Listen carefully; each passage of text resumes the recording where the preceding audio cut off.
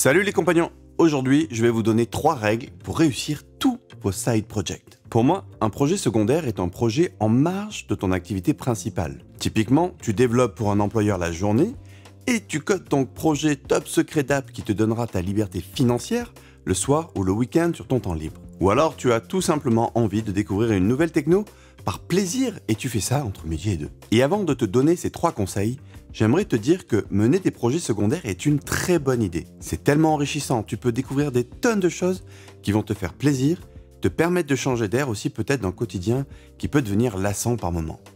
Mais il y a une condition, il faut les finir. Sinon ça peut vite avoir un effet contre-productif et miner ta motivation. Et ça c'est mauvais pour le moral et la charge mentale. Ça laisse des espèces de boucles ouvertes dans ton inconscient et ça mange de l'énergie. Et si ça ressemble à une situation vécue, vas-y. Partage-les dans les commentaires, tu verras, tu te sentiras moins seul et ça fera du bien. Donc c'est important de réussir tes projets secondaires, aussi modestes soient-ils. Ça te permettra de nourrir ton estime personnelle et ta confiance en toi, tout en te procurant du plaisir. Alors justement, comment se donner un maximum de chance? La première règle est la suivante. Définis clairement ce que tu attends de ce projet. J'ai des clients en coaching qui me disent des choses comme « Oh, moi, tu sais, j'ai essayé plein de choses, mais j'arrive jamais vraiment à terminer mes side projects. » Alors je lui demande de me citer un exemple de ces derniers projets et ce qu'il en attendait, et là c'est le grand silence. Et puis au bout d'un moment, il y a un truc du genre qui sort « Ah bah j'ai commencé cette app web pour découvrir Vue.js, mais j'ai arrêté. » Et alors je lui demande « Et du coup tu en es où ?» Et lui de me répondre « Bah c'est bon, j'ai fait ce que je voulais. J'ai découvert Vue.js et d'ailleurs j'en ai parlé au boulot et c'est cool, on va bientôt faire un POC pour migrer dessus. Mais bon, mon side project, il est quand même pas fini quoi. » Tu vois, dans cet exemple, le vrai but était de découvrir une techno, pas forcément de développer un certain fonctionnel. Donc, quand tu commences dans un projet secondaire, commence par bien définir pourquoi tu fais ça et quelle est la fin que tu en attends. En plus de te donner une direction, cela te permettra de savoir clairement quand tu l'auras terminé, ce qui te permettra de célébrer cette victoire. Que tu te lances dans un SaaS pour arrondir tes fins de mois, que ce soit pour découvrir une nouvelle techno parce que tu veux changer de job, ou encore créer quelque chose qui réponde à un de tes propres besoins, mets au clair ce que tu attends et concentre-toi jusqu'à l'avoir atteint. Dans les exemples que je viens de donner, tu sens bien qu'on n'est pas tout à fait sur la même échelle de temps. Créer un side business qui te donne un revenu complémentaire va prendre probablement plus de temps que faire un tuto, même avancé, d'une nouvelle techno. Et là, on arrive à mon second conseil. Attention à ne commencer que des projets que tu pourras finir. Cette idée, elle vient directement du livre The Deep, que tu trouveras d'ailleurs dans la bibliothèque de Compagnons. Je te mets le lien dans la description. Je disais donc que cette idée venait directement du livre The Deep.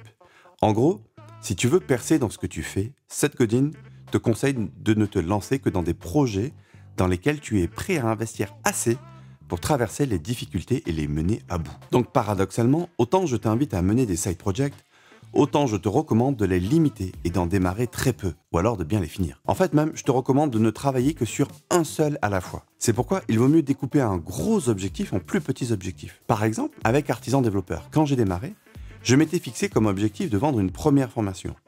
Je m'étais donné 5 mois pour démarrer le podcast, collecter mes premiers emails et vendre ma première formation. C'était le crash test. Si je n'arrivais pas à tirer un premier revenu, même modeste, j'arrêtais. Bon, tu as compris que si je suis encore là, c'est que ça a marché. Mais par contre, c'était vraiment modeste. De mémoire, j'avais gagné quelque chose comme 124 €. Des mois de travail pour l'équivalent d'une petite heure de conseil. Mais j'étais super heureux. Avant d'en faire un objectif sur 5 mois, je m'étais lancé un tout petit objectif.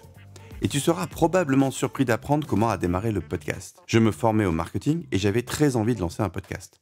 Alors j'ai commencé un side project avec un tout petit objectif, enregistrer 3 podcasts. Et si j'y arrivais sans forcer, que j'y prenais du plaisir, je lançais officiellement le podcast avec l'idée de faire 100 épisodes, un par jour. Et oui, avec plus de 300 épisodes et un demi-million d'écoutes plus tard, c'est drôle de se souvenir que le podcast a commencé comme un side project. Tu vois que ça vaut le coup de se lancer des défis. Donc en résumé, découpe des objectifs en sous-objectifs plus modestes que tu seras sûr de terminer et ne commence quelque chose que si tu es convaincu de pouvoir le finir. Juste avant de te donner mon 3e conseil, pense à t'abonner pour recevoir les prochaines vidéos. Autant je te recommande pas forcément d'activer la cloche, je suis pas un grand fan des notifications. Personnellement, je n'ai que très peu de chaînes sur lesquelles j'active la cloche, uniquement celles dont je veux être sûr de voir chaque contenu et il y en a peu. Par contre, abonne-toi. C'est un très bon moyen de soutenir la chaîne et de l'aider à se faire connaître. Passons maintenant à mon dernier conseil. Mets tes routines en place. J'avais un jour un échange très intéressant avec un auditeur du podcast qui me disait qu'il s'attachait plus à ses routines qu'à ses objectifs. Pour lui, les objectifs peuvent devenir des leurres frustrants et il préfère se fier à ses routines. Alors en fait, il n'a pas tout à fait tort. Et je t'avoue que j'ai passé du temps à gamberger sur sa remarque. En fait, l'objectif, c'est le truc inspirant qui te donne la motivation et la direction. La routine, c'est ce qui permet l'exécution. En fait, il faut les deux. Mais pour sûr, si tu mets en place des routines, tu iras quelque part.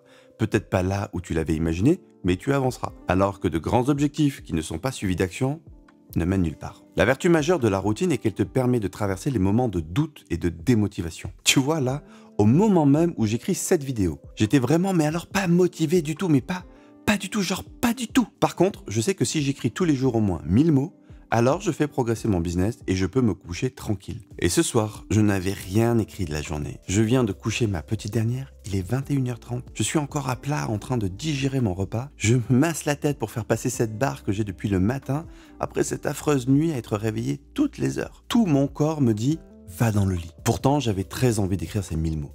Ma routine est mon fil d'Ariane qui me guide dans la tempête. Alors je me suis demandé « ok, est-ce que je peux faire un truc de cette situation ? Est-ce que je peux faire quelque chose de cette énergie super négative en mode procrastination à 200% et la transformer en un contenu intéressant ? C'est à cet instant que j'ai eu l'idée de cette vidéo. Et au final, j'ai écrit 1600 mots. Et grâce à quoi ? La force de la routine. Donc toi aussi, mets en place tes routines. Franchement, c'est dur à faire et j'expérimente encore beaucoup là-dessus. Ce que je constate chez moi, par exemple, c'est que l'énergie créative vient le matin et j'aime commencer par ça. Après, c'est à chacun de trouver son rythme et ses routines. Je sais que d'autres sont plus oiseaux de nuit. Moi, je suis du genre à me coucher à 9h du soir et me lever à 6.